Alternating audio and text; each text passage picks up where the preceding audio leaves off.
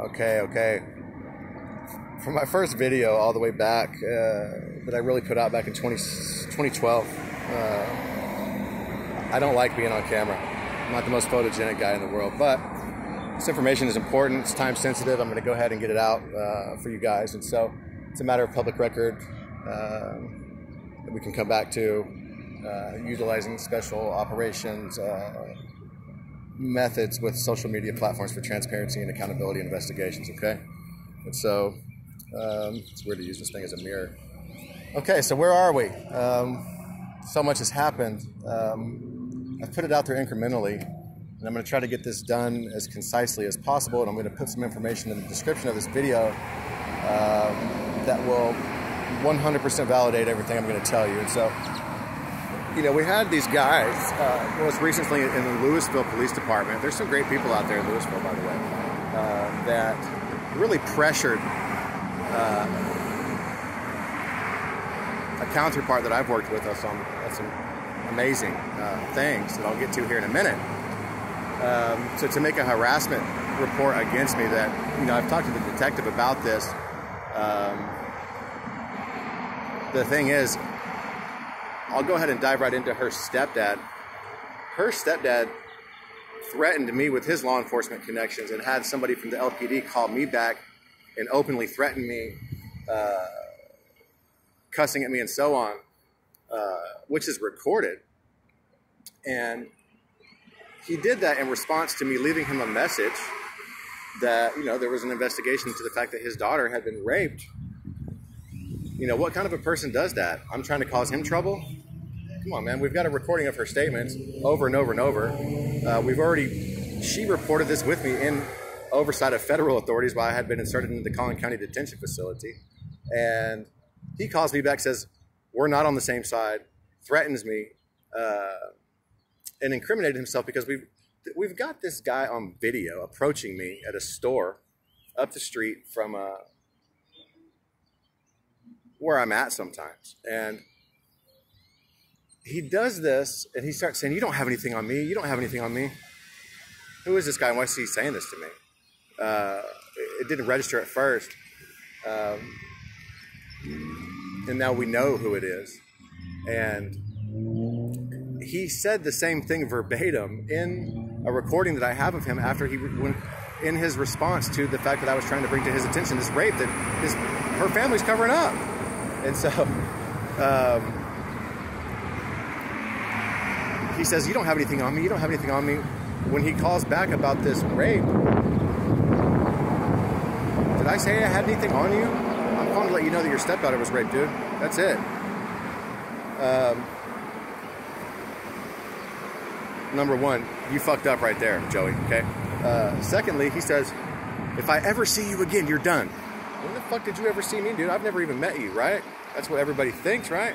No, he saw my face in the store when he came up and approached me the first time, unsolicited, stalking me to get to me. And he's totally fucked on that deal. And so for these guys to think that they're going to come in and file a harassment claim on me when I'm, you know, clearly she's under duress, clearly he's the bully, clearly he's covering up for the rape. Come on, what the fuck? And so I'm going to take it back to give you guys a sense of validity to what I'm talking about. This started back with a contrived incident, really, that landed myself with a charge in the office of the Plano Police Department Family Violence Unit, okay? There was a guy in there, and the underlying premise of all of this is a faction that's embedded within law enforcement that is involved with organized criminal activity, including but not exclusive to child sex trafficking and other forms of child pornography and all these other things. So you're going to hear me speaking with U.S. Marshals, FBI, different local agencies and stuff in the playlist below that I'll put there for you. There's going to be several different links down there. And of course, these things were recorded before the arrest started to come in. And so we hooked into the domestic violence unit in Plano. Frank Dockery is there at that time as a former SWAT officer, sniper, sold handgun licensing and all this. And his dad, you know, we're talking about these multi-generational families embedded in law enforcement, okay? His dad is the chief over here in Denton County. okay, where you can hear me saying, well, we know there's a connection between these two counties and what they're into before the bust started to happen. He's in that jail awaiting federal sentencing for crimes that are related to the things that I made in my statements. That's, not my jurisdiction. I'm not a law enforcement officer, but bottom line, I had a felony warrant as a result of this contrived incident that landed us in his office, and essentially I go on the run, right? And out of the blue, unsolicited, I didn't call her. She calls me. Alexia Davis calls me after I've known her since I was 15. She was 16. We've worked on lots of different things as far as the research. She was certainly a target individual around different secret societies, so on and so forth. Her bloodline is totally connected to this group that is in question. Not only with her stepdad over here with his connections in as a former police officer in Denton, but in his connections in Louisville, but even her father's lineage and their surname of Miller in the county of the last rape that was reported that she was subject to by her father. The sheriff's department is on a street called Larry Miller, which is a direct correlation with her family lineage, and so that's how embedded she is in this thing. And that also ties into Sheriff Skinner as well, and so we'll get to that as it all pertains to Project Pegasus, Project Unicorn, and so on and so forth. And so we go and we take off. Alex and I, the first time that we really spent time together, intimately, it was like the perfect fit, man, the best feeling, awesome. And we went on to do some really, really good work. As we traveled up through Colorado, through Wyoming, into Montana, Washington, Oregon, and then back to Coeur d'Alene, Idaho, where we collected the testimony of a whistleblower involved in really gang stalking. She called it shamming, but it's the same thing. They have a large group of people that are connected to various law enforcement, and her angle in was the Fraternal Order of the Eagles. A very important thing to note there, which I was really kind of unaware of their presence or who they were. She did give the location, a rough location of one of the FBI officials that was involved with this ring of targeting a man named Gary Norton, who is a billionaire and owns the premier theme park destination of the Northwest, they call it, up there in Coeur d'Alene, called Silverwood. And they were targeting him for the money and trying to set him up with drugs and through his son and all this kind of stuff. And she spills the beans big time. We've got the recordings and the timestamps there of this. I'm like, hey, man, my people come in here with a helicopter, right? All these people tell them what time it is, show them what's up, and drag them out of there. And lo and behold, a helicopter pops out right after that on the recording. And Alexia was there. She's a witness to this. And, we've done this over and over and over if you follow our work. And if you're law enforcement and you're looking at this, look down in the description on the channel and start looking at those playlists and ask yourself, what the fuck, okay? I don't mix bullshit with my business, you guys. And so, bottom line, we collect those testimonies. We put them out in social media platforms and have the subsequent arrest of a ringleader connected to a child sex ring in Coeur d'Alene that is like this head honcho of the Fraternal Order of the Eagles, right? And so that was, the fruit of our labor right there. We got to, wow, that was neat that we got to see that so quickly. And they responded to the information that we had put out there in a timely fashion, and we got to see that. So I did have that warrant. I was arrested Super Bowl Sunday night up there in Seattle area, actually in Bellevue. She's stuck out there with my truck. I'm in jail. They extradite me back via plane. I appreciated that, by the way. I make bond. She's back after I am. We start a little business. We're doing great. Both get triggered again to go for the rest of this op, right? And so I go back into Collin County. Then we collect her testimony via visitation sessions and recorded calls. I forward this up the chain of command within their department, knowing that Skinner is connected back to her, Alexia's great uncle, who was the sheriff in the county seat in one of these counties in New Mexico for a long time. And that's where Skinner started his law enforcement career. This is the connection. This is the group. This is the MO that they have. And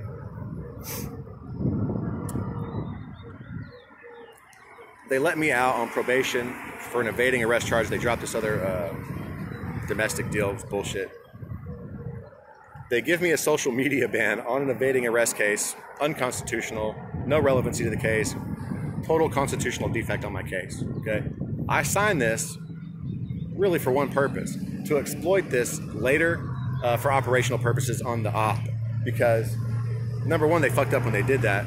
Number two, I intentionally violate this restrictions that they gave me as a condition of my probation with information about the fact that we knew there was a connection between Collin and Denton County. We knew they were putting in charge people of child exploitation crimes specifically that were involved in covering up for those crimes and participating in those crimes, right? And, you know, I talked to the marshals and all these other people about, you know, the drug running and other things that we knew were going on. And so I really don't, I mean, if somebody's a public servant and they're involved in this, that's fucked up. Taxpayers shouldn't have to pay for this. You don't need somebody like that on the beat because it's not safe for you, right? And so I don't want to comment too much on the drugs or whatever. It's just, that's how they pinched this guy initially, and they did. The guy who set us up, myself and the First Asset, again, is Frank Dockery. He's waiting for federal sentencing, still under investigation for murder as they're trying to cover this up. And lo and behold, we had another arrest with a guy named Brian Preston Gibbons that was the lead child exploitation detective in Louisville, which is in Denton County, and where this problem is stemming now with her stepdad. 8 counts of aggravated sexual assault. Why? He was going to pick up a subject of an investigation that he had worked after being a highly awarded public figure for the work that he had done, and he was in the spotlight. He was such a great guy. He's going to pick up this, 13-year-old from school in a taxpayer-provided vehicle as a cop. Picking her up from school, he rented an apartment just for them, right next to her parents, putting guns to her head, ritualistically abusing her and inducing trauma onto her. That's what you'll find in the article below. This is real talk. Like, that's what really happened with this cop out there in Louisville. Again, fits the MO of this group, right? And so, to kind of back up, this all comes from Project Pegasus and the psychological operations that have been uncovered as a result of what we're doing now. And so Operation Medusa was a child predator sting done in Collin County by Sheriff Skinner. Greg Willis participated in this. I don't want to comment on Greg, but Skinner did this to cover for himself. This is what they do. They'll use their law enforcement connections to provide a cover and be like, oh, hey, we just went and busted 15 predators and we're such good people. They're involved in this. We know they are, period. Bottom line, multi-generational. We know this for a fact. Alex has been through it. We reported it. We watched them cover it up in the presence of federal authorities, okay? And so understanding and communicating narratives is a force multiplier for operational potential with psychological operations, and people need to understand, just because an operation has a psychological aspect to it does not mean that it's psychosomatic, if you will, and these things are just manifesting because you think them. It is to get into your adversary's head, right? Exploit those narratives. And so Project Pegasus is a part of this, and it lands us right into a group that Andrew Basiago actually has now publicly acknowledged after speaking with me privately about the fact that he was also involved with understanding these groups. He was briefed about it. He was provided pictures of, the cooked babies. He told me that specifically. I do have the recordings of that. And this is the group that we're dealing with. I don't want to get into Andy too much, but these are the kinds of things that go on. And it's pretty bad, guys. It's really bad. It doesn't get much worse than this, does it? And so in the Greek myth, which we exploit on the project, Perseus removes the head of Medusa. It goes on into the Kraken, of course. There's other missions and stuff that go on. But this is what's happened with this counter-sabotage operation that you can hear me stating that I was on in the videos that they violated me for, that then proved to be true and valid with the information that I presented as it has come to fruition with high-profile arrests with law enforcement figures that are part of this group. This is not a matter of opinion or conjecture. This is right there in front of people like, hey, and I get to be a bad guy to her family. They're going to call me up for harassment because I'm reporting this rape. Fuck that. We're already all up in this department, and we're wondering what the chief is going to do about this. Seems like he's a good guy. And there's there's no room for play here. You know, you want to come and arrest me? I'll cooperate with you. It's gonna piss people off, and we're not gonna like it. We're not gonna appreciate you doing that if you do that. And I'm just gonna go ahead and say, don't do that. But of course, I will cooperate if you come on. If you want to come on, come on. Bottom line.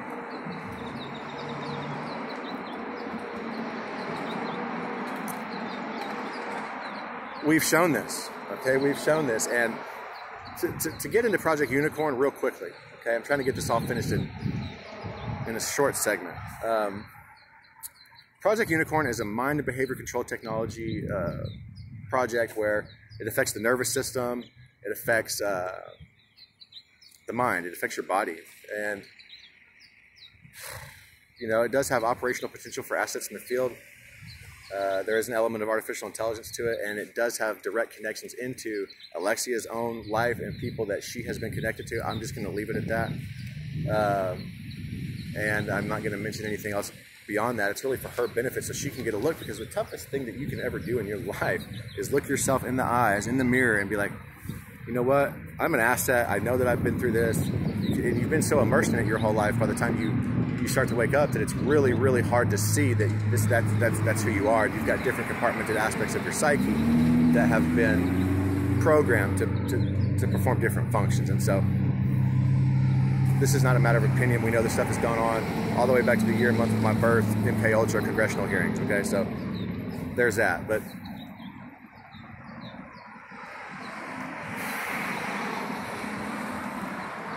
she got triggered again, left, went back to the house where she's at, and right there with this guy who is part of this group that utilizes lower forms of the technology, electronic harassment, so on and so forth, that she has done so much research on. It's going to be really hard for her to say, oh my God, it makes sense now. This is the guy that's doing this to me, that he is. And so sometimes an asset will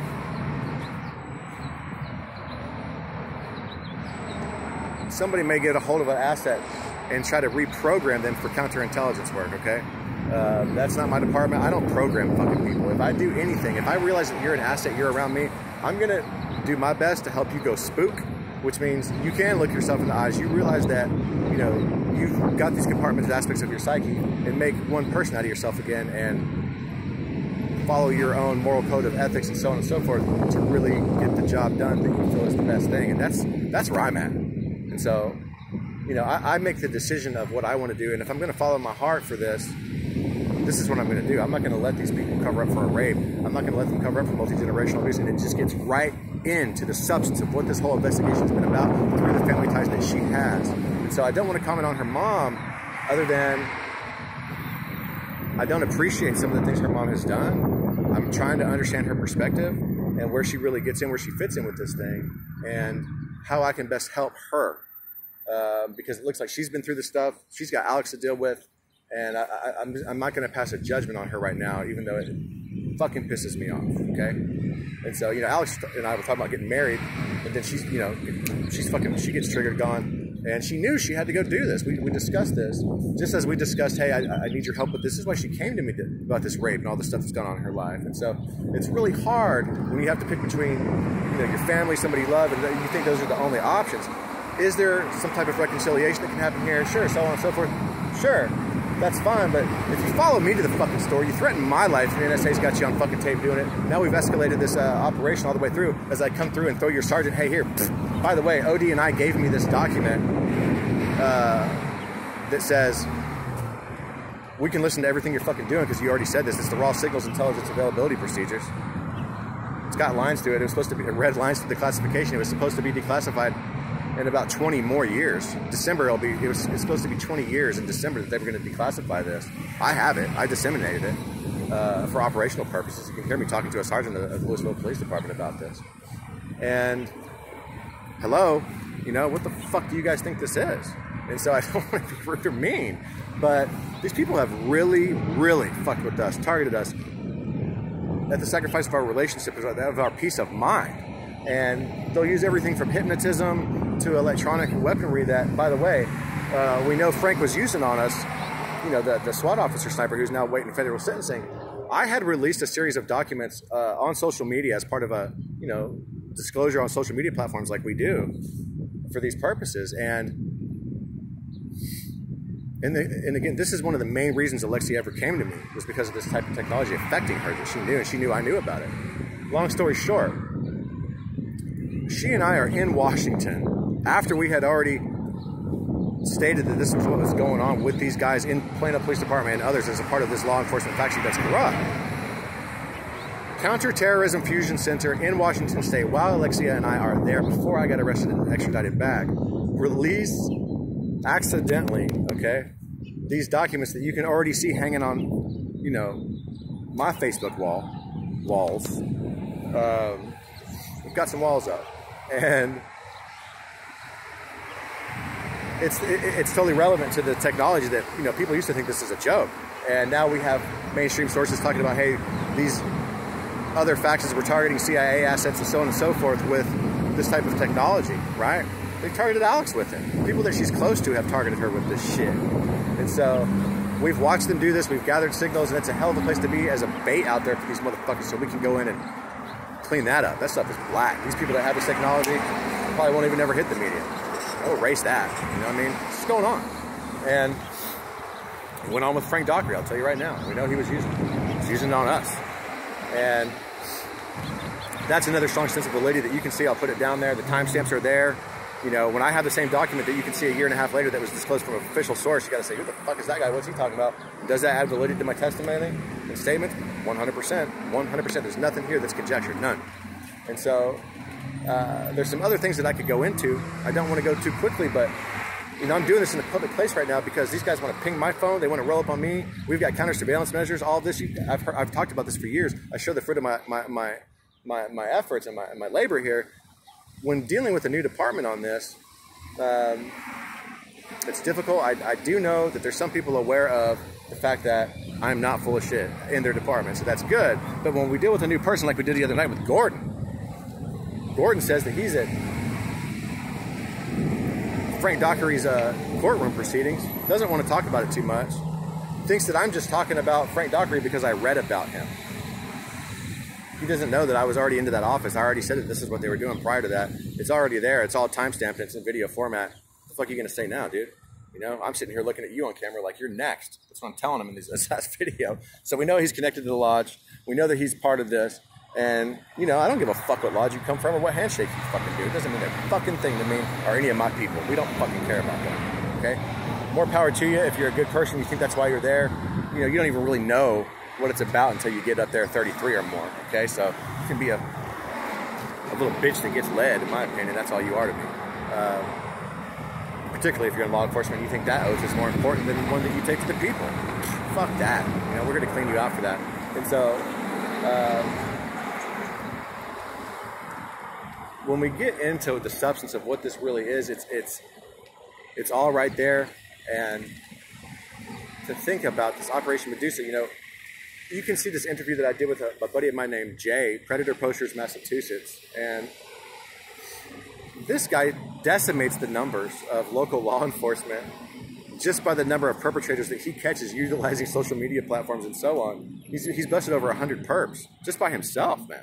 When's the last time you heard of this going on? Skinner thinks he's a big deal for going to do 15 of these. And he runs a whole election campaign to get into the county seat out there in Collin County. Man, my buddy Jay busted 9 perps in 2 fucking days by himself. And these guys have a fusion center over here, and they're supposed to be so on top of this. Bullshit. Fake. It's all fucking fake-ass bullshit. And so we understand how they exploit these narratives for their operational purposes to use their cover and what they're really involved in. And, man, these dominoes are falling. And so are they going to be able to keep getting away with this? There's too many people that are good that know that they're doing this. And so you have different factions fighting against this power. They want to blackmail one another, this, that, and the other. It's all disgusting and dirty. And so it's all coming to the surface. It's all, and this is not strictly through my efforts. This is a push throughout the intelligence community where there's some really good people out there, man. When you start fucking with people's kids and people start really finding out that you were hiding next to them that long, that's what Alexia needs to do, and it sucks. You don't want to see, hey man, my parents were involved in this, and you have to forgive them, you have to love them, but I'm unable to do that for her. She's something she has to do for herself. That's where we are. And guys, it's tough. And so I back my stuff up that I do in the field with video, timestamps, audio recordings, documents that nobody else has, okay? I'm gonna do all that in the description. I'm trying to think if there's anything here that I left out. I hope that I'm concise enough for you. I'd like to be able to just sit down and be peaceful. I did this morning, and the video was too long. I didn't get everything in there, and so I hope that I've gotten enough in there to kind of show you where we are right now. I mean, these guys want to file a charge on me right now for harassment, which is bullshit. The whole thing was recorded. She never asked me to not come and talk to her. And in fact, the opposite of that is true. And so regardless of which way they come, let me tell you something, okay? Nobody is coming to get me because of director of operations being in on this deal, okay? Bottom fucking line. So no matter which way this goes, okay? You can go look at the little star there. It's all 17. It's everything, and there's one on top. It's like a star. It's like a pointed star. No matter which way you throw this, it's gonna stick.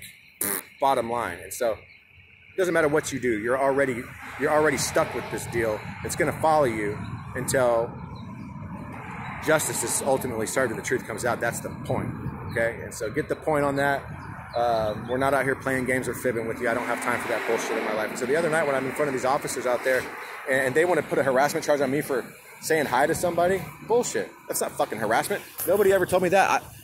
They were pissed off because I got so up deep in their fucking asses. They pressure her to go do this after I'm threatened with by Joey, her stepdad, with his law enforcement connections. Okay, you want to find out what my connections are? I've been in secret projects, fucking DARPA, CIA my whole life. We're going to fucking roll you. Bottom line. And so I'm not trying to talk tough. It is what it is. We told these guys last time, and what happened to Frank? I don't really know what happened. I was in prison still, you know, accepting the outcome of what I knew I had to do. I gave my time into this. These people have my back because of this. They go and throw him in his daddy's jail. Like, get the fucking point, man. Get the message. Okay? You put your hands on me, okay? I'm secret project baby right here. Okay? All my life. And so it's not tough. We come after people that like to do things like traffic kids, rape kids, cover it up. Okay? I'm supposed to fucking apologize for this because I get animated? Fuck that. Nuh-uh. Okay? I don't care what people think about this. We're coming for you if you're involved in that. If not, we're on the same side. Hey, nice to meet you. Help us out or get out of the fucking way. Okay? I don't carry weapons. I've got ground crews and fucking air team around me 24/7, dude.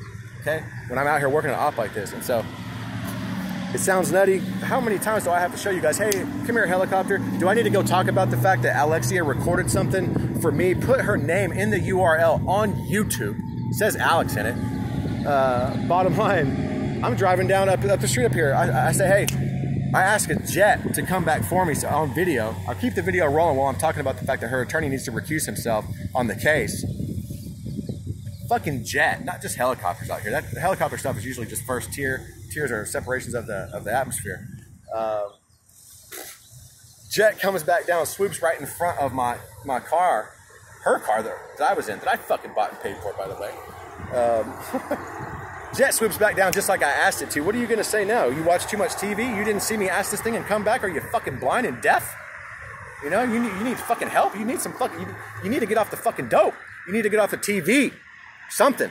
Because when I call these motherfuckers back in, they're coming. Okay? And so go look at that for yourself. The timestamps are there. I'll put it in the description. And this channel is primarily for analysts. We've gone over that. If you're a member of the audience, man, I need your support. Show some love to me. Give me a like, give me a share. If you want to make a donation, let me know. I'll put something in there for you to do that. I could really use the help because all of this stuff is basically, there's no fiscal responsibility for what I do. You know, I do what I do with very little oversight. You know, I know the mission, I get it done, I forward the information, that's it. And so I'm going to go ahead and put this up. We have had connections back into Satanism through her ex-boyfriends that have been acknowledged through their own admission and definition of what that means. That's a big development because it's tied back into her family. And we do know that they're exploiting her altars that they've put into her through trauma to try to get at this situation. We're looking at her like, you know, she's going to spook. She's there to monitor this information. And as we do these ops, one person is the anvil, one person is the hammer. I've been hammering away because she's the anvil right now. I played the anvil row. It's not a physical thing, but it's exploiting the information purposes for operation, purposes, right? So I'm gonna boom, boom, boom. Why you cover up for this fucking rape? Why is your dad selling all these guns? Huh? Why is he involved in organized fucking crime? Why is your whole family trying to cover up this rape? Why do we see that your family's so plugged into this that they won't even report it and feds are watching it?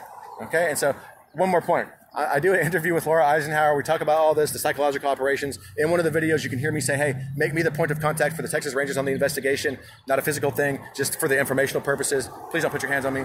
Bottom line, not even 2 days after she and I do that interview, the Texas Rangers move into Collin County, okay? 7 officers have now been fired as a result of the death of a guy. Texas Rangers still investigating. Okay, they know something's going on. They've already had a problem out there in Denton County being rushed out of a murder investigation. All of this stuff is coming up. Okay, all of this stuff is coming up. So Joey Pena, there's DAs out there, there's judges out there. The Rangers know this, okay? There's other jurisdictions that are in on this, and we've already tied you into foreign elements. So what the fuck are you gonna tell us? You ain't gonna tell us shit, okay? That's what we're here for. And so make sense of that. I love you guys out there, and it is what it is. So I'm gonna fill that description up, man. Use it. Hear me say I was on a counter-sabotage operation. See the subsequent arrests. See that the videos are still up. Think that I went to prison just to get at these people and say, man, at least show me a little bit of love. Like, man, I love y'all.